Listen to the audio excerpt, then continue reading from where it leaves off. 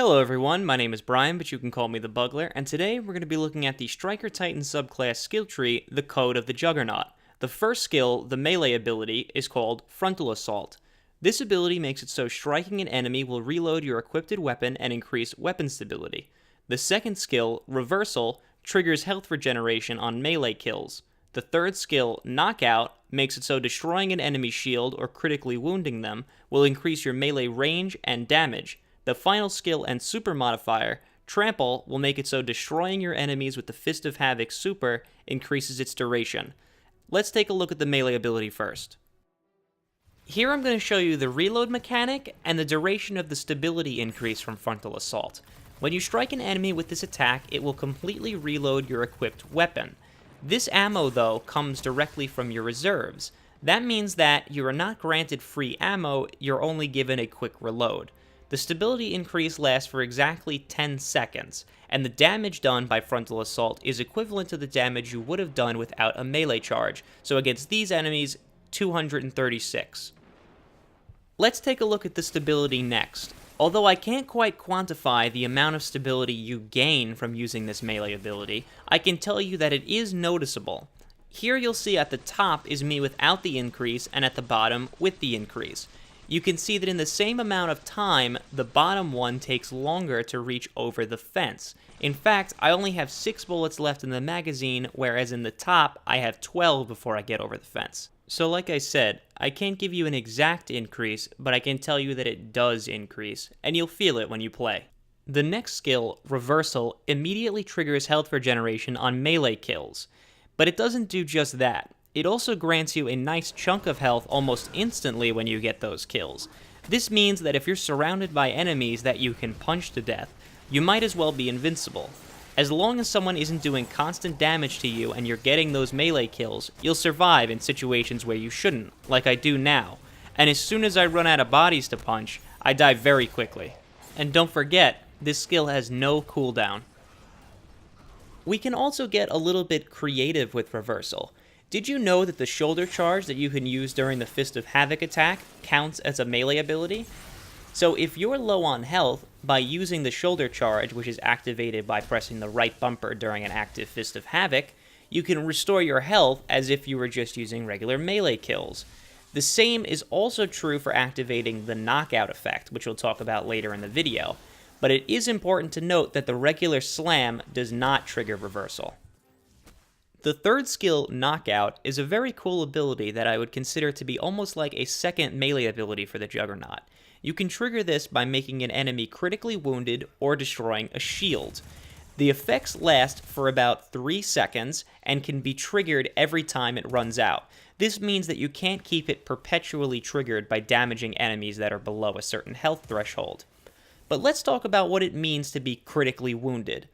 It seems that Destiny 2 isn't quite sure what it means to be critically wounded.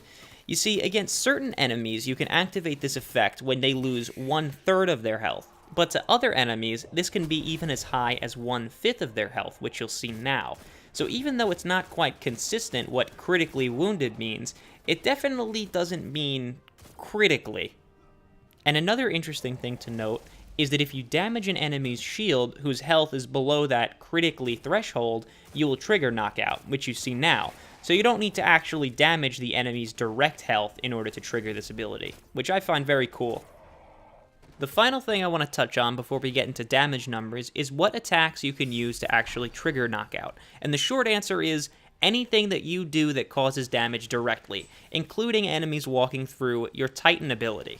And remember, when you kill enemies, you can also trigger Knockout. I think that's a little more critical than the definition implies. Moving on to the damage and range increase next, you'll see that it's pretty significant. With the ability, you'll deal 295 damage, whereas without, you'll deal 236. This is a 25% increase, which is very good for a skill with 0 cooldown. Next up is the range, and that's significant as well. You'll see between a 2 and 3 times increase in your range. I can't get an exact increase on this, but I know that it's very noticeable. Now, earlier in the video, I mentioned that I consider Knockout to be almost like a second melee ability, and that's for good reason. Against this Captain's Shield, our melee attacks deal 290 damage without Knockout triggered. I did this while using the Code of the Earthshaker skill tree to make sure that I didn't accidentally trigger it. So here, with uncut footage, I'm going to switch back to the other skill tree and show you the amount of damage I deal with it triggered. We deal 421 damage with Knockout triggered, and that's because Knockout turns your ability into an arc damaging melee, so we deal increased damage to the shield and can trigger an arc explosion on enemies with arc shields. That is very cool. And the damage increase also applies to the Shoulder Bash during the Fist of Havoc super. When you activate Knockout during Fist of Havoc, you'll see a 25% increase to the Shoulder Bash's damage. With it, we'll deal 2121 damage, and without it, we'll deal 1697. This is very significant, especially considering the regenerative effects of Reversal and Trample increasing our super's duration. Now, it's also important to remember that the Slam does not benefit from Knockout, only the Shoulder Bash. Trample is the final ability and super modifier for the Code of the Juggernaut. This makes it so killing enemies with the Fist of Havoc, either the Slam or Charge, will increase its duration. This skill has a soft cap on it, so it's very hard to get high duration increases. The normal Fist of Havoc will last 18 seconds provided you don't perform any slams or shoulder charges. Now, with this skill, if you're getting consistent kills, you can increase it up to my highest point, which is 22 seconds.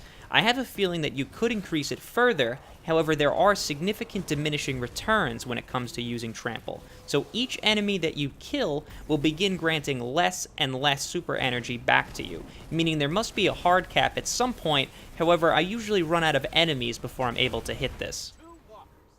And that's the end of our breakdown. Thanks for watching.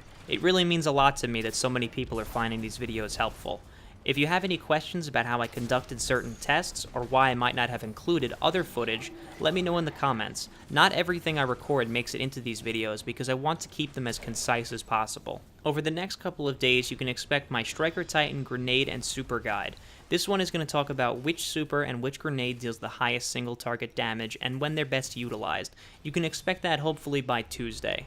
So once again, thanks for watching, I hope I see you next time, and good luck getting through the exclusion zone.